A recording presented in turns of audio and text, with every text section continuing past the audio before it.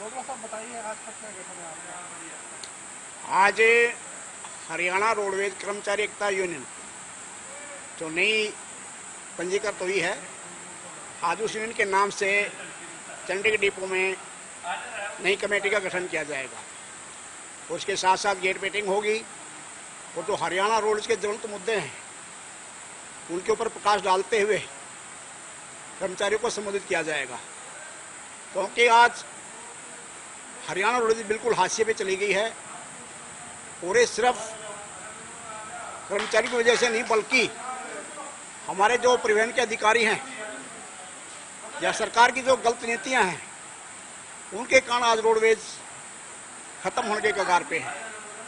क्योंकि इस सरकार को लगभग 7 साल हो गए और आज तक केवल बयानबाजी हो रहे हैं, लेकिन विभाग में एक भी साधारण बस आज तक इनकी जो कार्यकाल में नहीं आई है।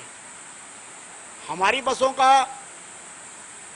जो बेड़ा विभाग में था वो 4250 बसों का बेड़ा सक्षम है, लेकिन आज सरकार की गलत नीतियों के कारण विभाग में सिर्फ 2000 से भी कम बसें आज विभाग में रह गई हैं और लगातार जो हमारी बसें वो किन्नम होती जा रही हैं।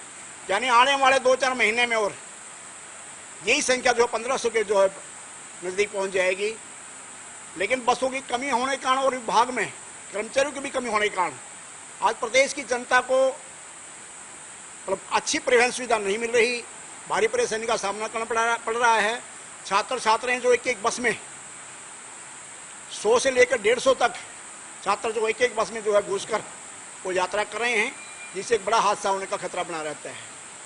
और भी जो हमारी कर्मचारियों की बहुत सी डिमांडें हैं जो एक लंबे समय से लंबित पड़ी हुई हैं, लेकिन परिवहन के अधिकारी या सरकार उनको लागू करने की बजाय ओछे हथकंडे अपना रहे हैं। और सीधे तौर पे जो हमारे परिवहन के उच्च अधिकारी हैं, खास करके परिवहन निदेशक हमारे, वो पूर्ण रूप से जो भ्रष्टाचार में लिप्त हैं और उनकी श्रेयाम जो हमारे प्राइवेट संचालक हैं उनके साथ पूरी सांठगांठ है और पूरा जो है उन्होंने भ्रष्टाचार जो आज विभाग में मचा रखा है।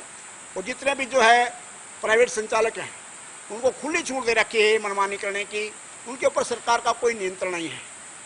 वो अपनी मनमर्जी कर रहे हैं, अवैध रूटों पे चल रहे हैं और जो निर्धारित रूट उनके हैं उन रूटों पे आज पूर्ण रूप से कोई बस नहीं जा रही। लेकिन सरकार का इस तरफ कोई ध्यान नहीं है। परिवहन के अधिकारी हैं वो सिर्फ जो है प्राइवेट ट्रांसपोर्टों से पैसे इकट्ठे करने का काम कर रहे हैं। और अगर कोई रोड का कर्मचारी या यूनियन का नेता बोलता है तो पहले तो प्राइवेट ट्रांसपोर्ट हैं जो उनकी पिटाई करते हैं और उनके खिलाफ जो है झूठी शिकायतें भेज करके परिवहन अधिकारी के साथों उनका शोषण करवाने का काम करते हैं। और हमारी समझ में आज तक ये बात नहीं आ रही है कि आज जो व्यवहार जो हमारे के अधिकारियों का हो रहा है उससे हमारे को ये प्रतीत हो रहा है कि जो हमारे उच्च अधिकारी हैं परिवहन के वो हमारे अधिकारी नहीं बल्कि निजी संचालकों के जो है वो अधिकारी हैं। और उनका जो है बिल्कुल पूर्ण रूप से उनका जो है स्पष्ट पक्ष लेते हुए अपने रोड के कर्मचारियों पे जो है कार्रवाई करते हैं, लेकिन उनको कुछ नहीं कहते हैं। अभी एक ताज़ा घटना यहाँ पंचकुला में हुई थी, वहाँ श्रेयम जो है रोड के कर्मचारियों को पीटा गया और जब कर्मचारी उसका विरोध किया तो उल्टा प्राइवेटों की बजाय हमारे उच्च अधिकारियों ने यूनियन नेताओं पर और रोडवेज के कर्मचारियों पर उल्टी उनके ऊपर कार्रवाई कर दी।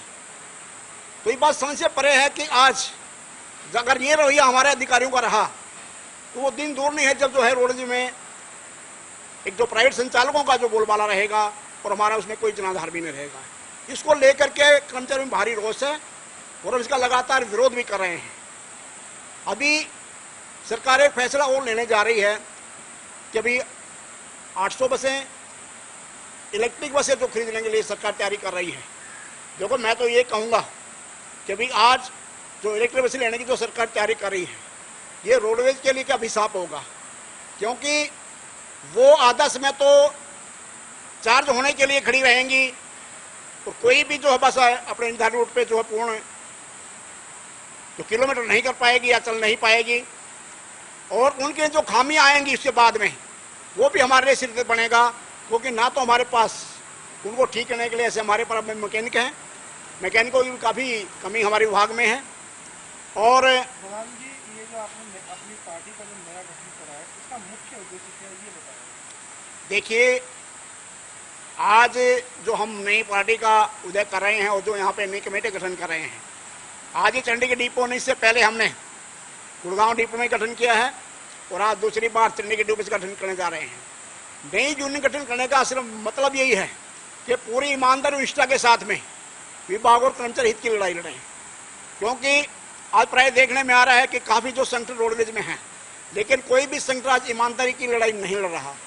सब जो है स्वार्थ में डूबे हुए हैं और अधिकारियों की चापलूसी कर रहे हैं, लेकिन वो स्वार्थ और चापलूसी हमारे अंदर नहीं है।